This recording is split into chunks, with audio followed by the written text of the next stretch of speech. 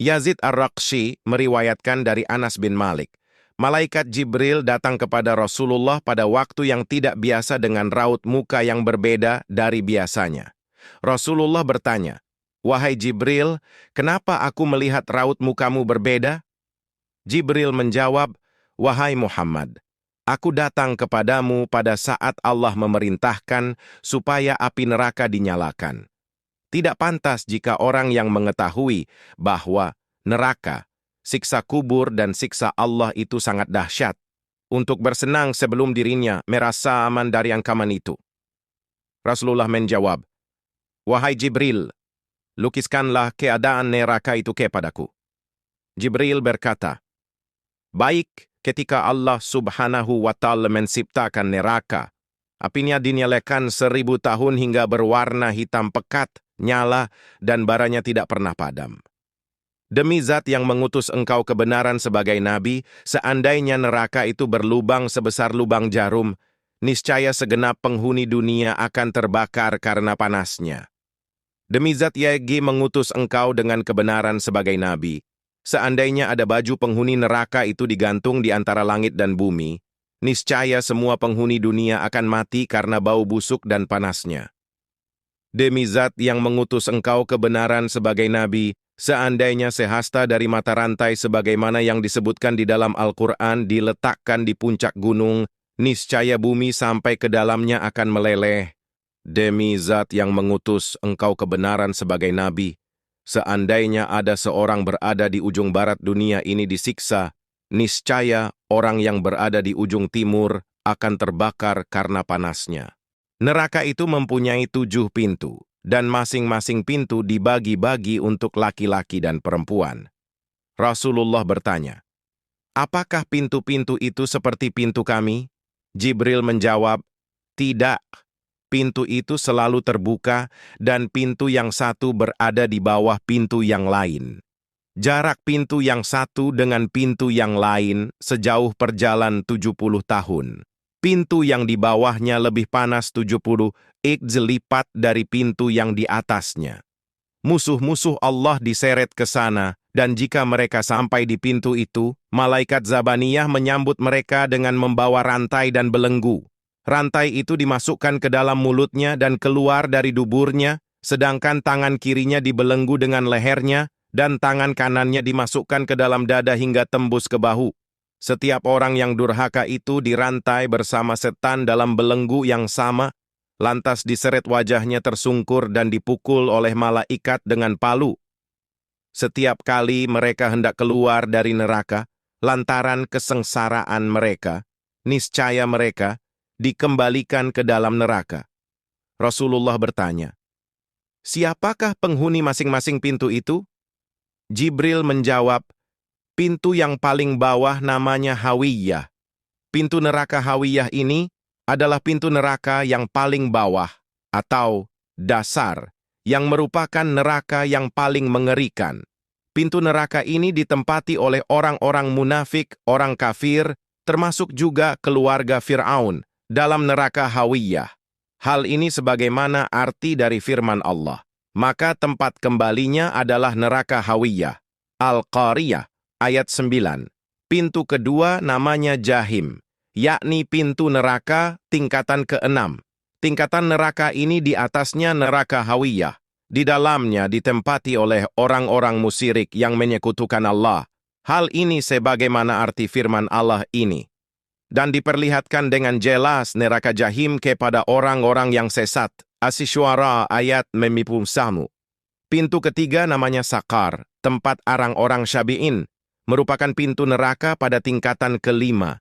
Di dalam pintu itu ditempati oleh orang-orang yang menyembah berhala atau menyembah patung-patung yang dibuat bangsanya sendiri. Tingkatan pintu neraka ini terletak di atasnya pintu neraka Jahim. Tentang neraka ini, Allah telah berfirman yang artinya, "Apakah yang memasukkan kamu ke dalam Sakar atau neraka?" Al-Mudatsir ayat 42, pintu keempat namanya Ladza, berisi iblis dan orang-orang yang mengikutinya, serta orang Majusi. Ladza merupakan pintu neraka pada tingkatan nomor 4. Di dalamnya ditempati iblis laknatullah beserta orang-orang yang mengikutinya dan orang-orang yang terbujuk rayuannya. Kemudian orang-orang Majusi pun ikut serta menempati neraka Ladza ini. Mereka kekal bersama iblis di dalamnya. Tingkatan pintu neraka Ladza ini di atasnya pintu neraka Sakar. Dalam hal ini Allah telah berfirman, sekali-kali tidak dapat, sesungguhnya neraka itu adalah api yang bergejolak. Qais Al-Ma'arij 15. Dengan demikian dapat disimpulkan bahwa iblis dan para pengikutnya akan dimasukkan ke dalam neraka Ladza. Seperti apa yang dikatakan oleh malaikat maut, malaikat Israel, ketika iblis hendak dicabut nyawanya, maka malaikat maut itu berkata, bahwa iblis akan diberi minum dari neraka Ladza. Pintu kelima namanya Hutamah, tempat orang-orang Yahudi. Merupakan pintu neraka pada neraka tingkatan ketiga. Di dalamnya ditempati oleh orang-orang Yahudi dan para pengikutnya. Pintu neraka Hutamah ini, tingkatannya di atas pintu neraka Ladza yang dihuni para iblis. Tentang neraka Hutamah ini Allah telah berfirman dalam Al-Quran, dan tahukah kamu apa Hutamah itu? Yaitu api yang disediakan Allah yang dinyalakan. Al-Humazah ayat 5-6. Pintu keenam namanya Sa'ir, merupakan pintu neraka pada neraka tingkatan kedua. Di dalamnya ditempati oleh orang-orang Nasrani dan para pengikutnya. Pintu neraka ini berada di atas tingkatan pintu neraka Huthamah. Mengenai neraka ini, Allah Ta'ala telah berfirman, dan dia akan masuk ke dalam api yang menyala-nyala, neraka. Al-Insyigaq ayat 12. Selanjutnya Jibril terdiam, karena merasa segan kepada Rasulullah SAW. Kemudian Rasulullah bertanya, kenapa engkau tidak memberitahukan penghuni pintu yang ketujuh? Jibril menjawab, pintu ketujuh namanya pintu neraka Jahanam. Merupakan pintu neraka yang paling atas, pertama. Di dalamnya berisi umatmu yang melakukan dosa-dosa besar dan tidak tobat sampai mereka meninggal dunia. Rasulullah pingsan mendengar penjelasan Jibril tersebut. Jibril meletakkan kepala Rasulullah di pangkuannya sampai beliau sadar kembali.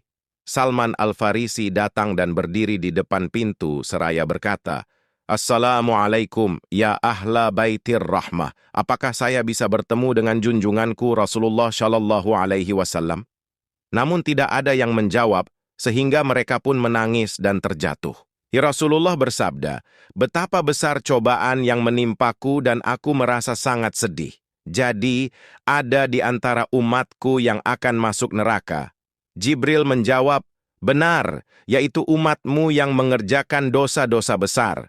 Kemudian Rasulullah menangis dan Jibril pun juga ikut menangis. Rasulullah lantas masuk ke rumahnya dan menyendiri. Beliau hanya keluar rumah jika hendak mengerjakan salat dan tidak berbicara dengan siapapun. Dalam salat, beliau menangis dan sangat merendahkan diri kepada Allah Ta'ala. Pada hari yang ketiga, Abu Bakar radhiyallahu datang ke rumah beliau dan mengucapkan, Assalamualaikum ya ahla baitir rahmah. Apakah saya bisa bertemu dengan Rasulullah? Namun tidak ada seorang pun yang menjawabnya, sehingga Abu Bakar menangis tersedu-sedu. Umar radhiyallahu anhu datang dan berdiri di depan pintu seraya berkata, Assalamualaikum, ya ahlal baitir rahmah. Apakah saya bisa bertemu dengan Rasulullah? Namun tidak ada seorang pun yang menjawabnya, sehingga Umar lantas menangis tersedu-sedu. Kemudian Salman bangkit dan mendatangi rumah Fathimah.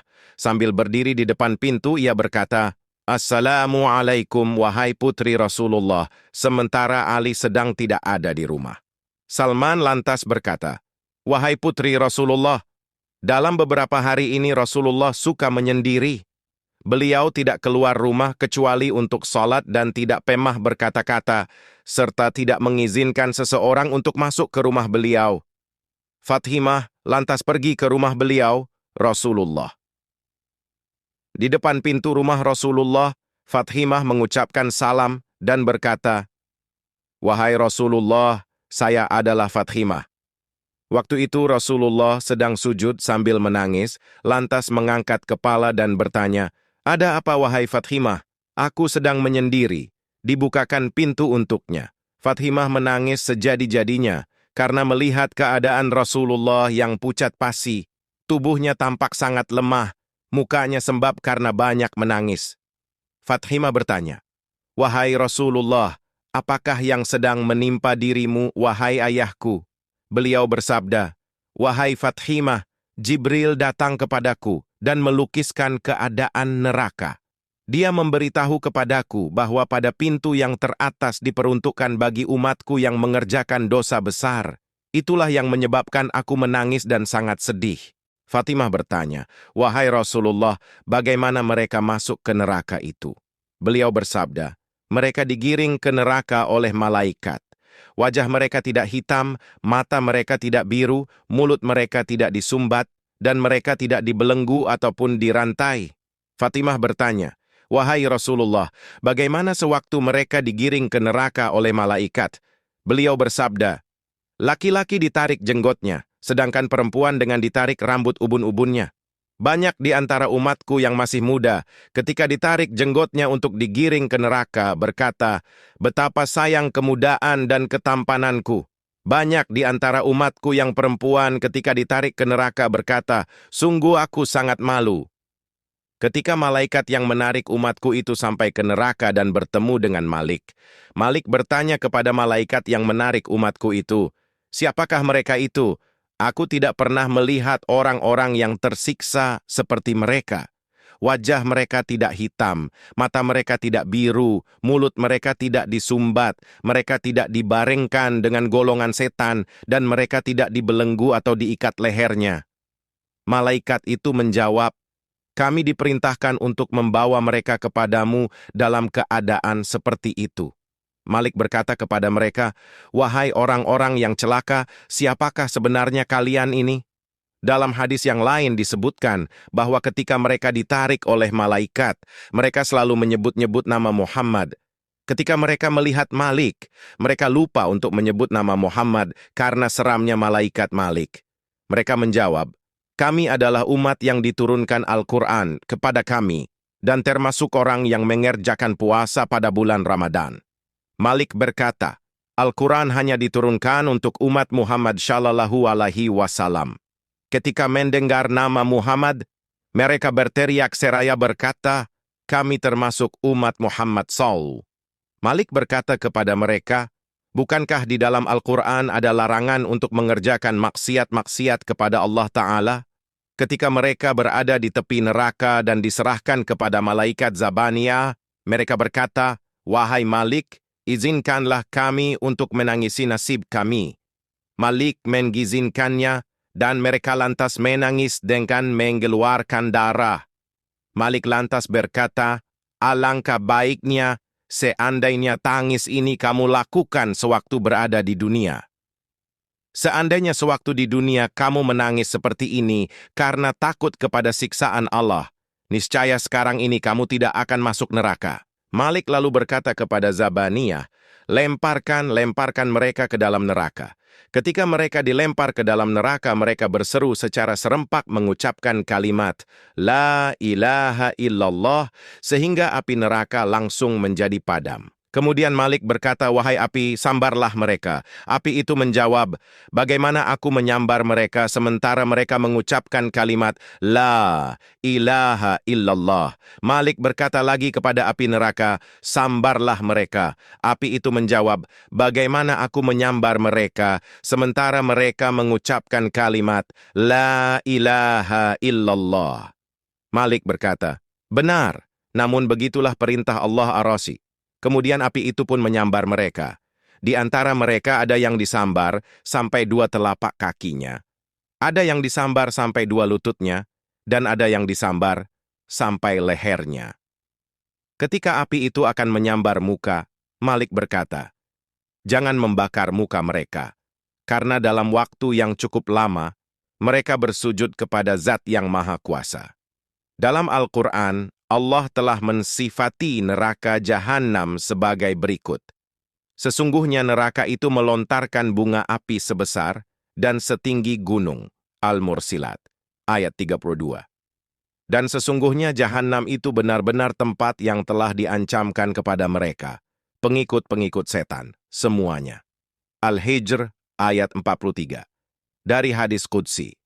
Bagaimana kamu masih bisa melakukan maksiat sedangkan kamu tak dapat bertahan dengan panasnya terik matahariku? Tahukah kamu bahwa neraka jahanamku itu mempunyai 7 tingkat? Setiap tingkat mempunyai 70.000 daerah. Setiap daerah mempunyai 70.000 kampung. Setiap kampung mempunyai 70.000 rumah. Setiap rumah mempunyai 70.000 bilik. Setiap bilik mempunyai 70.000 kotak. Setiap kotak mempunyai 70.000 batang pokok zarkum. Di bawah setiap pokok zarkum mempunyai 70.000 ekor ular. Di dalam mulut setiap ular yang panjang, 70 hasta mengandung lautan racun yang hitam pekat. Juga di bawah setiap pokok zarkum mempunyai 70.000 rantai. Setiap rantai diseret oleh 70.000 malaikat. Dengan berat hati, akhir cerita ini menegaskan betapa dahsyatnya neraka jahanam sebagai peringatan bagi manusia untuk menghindari dosa dan mendekatkan diri kepada Allah. Semoga cerita ini menjadi pelajaran bagi kita semua untuk senantiasa bertakwa dan menjauhi segala bentuk kejahatan.